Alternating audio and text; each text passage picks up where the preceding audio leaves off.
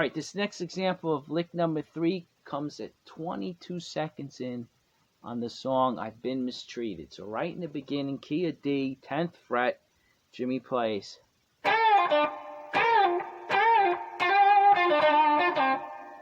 Let's do it again.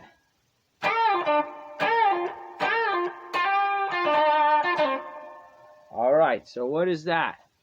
It's a slow blues, and Jimmy's has these bursts of energy. What he does is that move all on the 3rd string, folks, all on that G string. You get that 4th bent up to the 5th. Then you come down and release it and get a pull off, right? All in one motion. One pick of the right hand gets 3 notes. I mean, 4 if you want to count the split hair second, you know, that this is sounded. I mean, I would say 3 notes, right? You got the 5th, 4th, and the minor 3rd.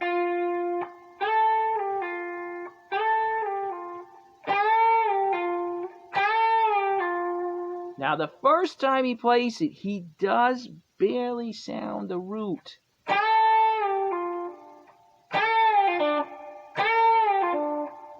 Yeah, I think he doesn't even pick it. I think it's just the strength of his finger hammering it.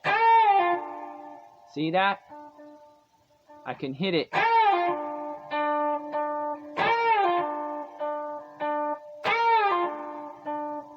See that? You get the feeling of resolve. It's not picked like this. You could. But I think it's just a taste of it slightly. You know, it's in there. Not too strong. You know, when you're cooking, you don't want to add too much spice. You'll throw the whole stew, right? You got to add just the right amount. Just the right amounts. Now, he does it the first time. The second time and the 3rd time, he doesn't play any, he doesn't hit that root anywhere, either way. It's just ending on that minor 3rd. And then he follows it up with this. What's that, folks? Lick number 1, you guessed it. We've been touching on it, all these examples. It's in a lot of them. One of Jimmy Dawkins' go-to moves.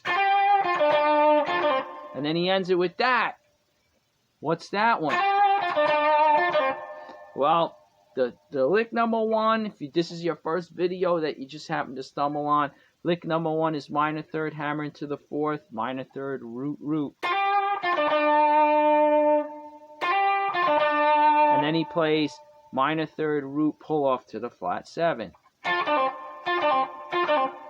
That's commonly followed. You got lick number 1, and this usually follows it. That's where it usually falls, right after lick number 1, I should say. That's the way it is. I mean, he plays this, and all different things come. But when you hear this, usually that's after lick number 1. It's just a way of ending it instead of staying on the root. He likes to end it on the flat 7, but quickly, like so it doesn't ring out like that. See? So there you got a little of everything mixed in together. Talking about making a stew, right? You got lick number 3. Oh, my mistake. This one. That one I snapped it.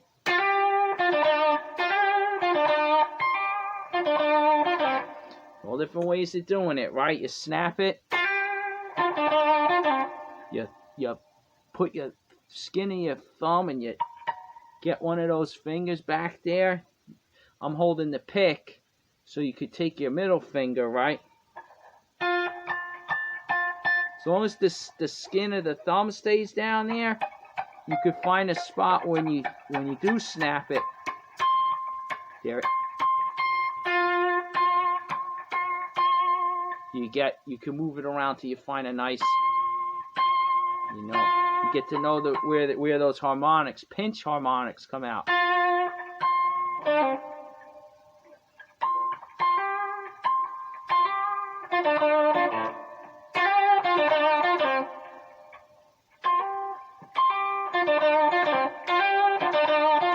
I gotta work with those harmonics. I'm not too smooth, but one accidentally came out somehow, and I figured, all right, I know you'd be like, oh, how did he do that? Yeah, it involves this one.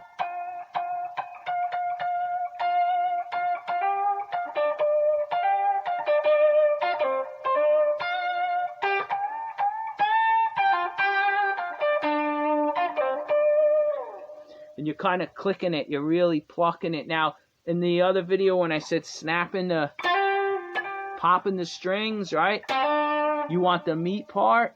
Well, on something like that,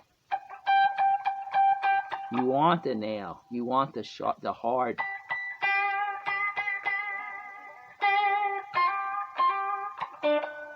See that? So it's different.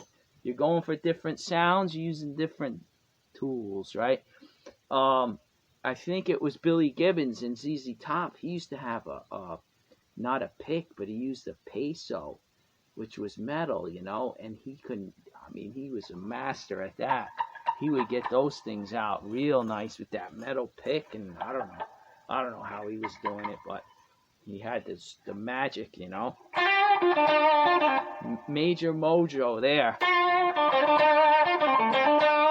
He was one of the greats, one of my favorite guitar players. All right, so anyway, okay, let's move on. We're kind of diving deep here. We're about to drown. So let's swim back up to surface, and we'll get to the next example of lick number 3. All right.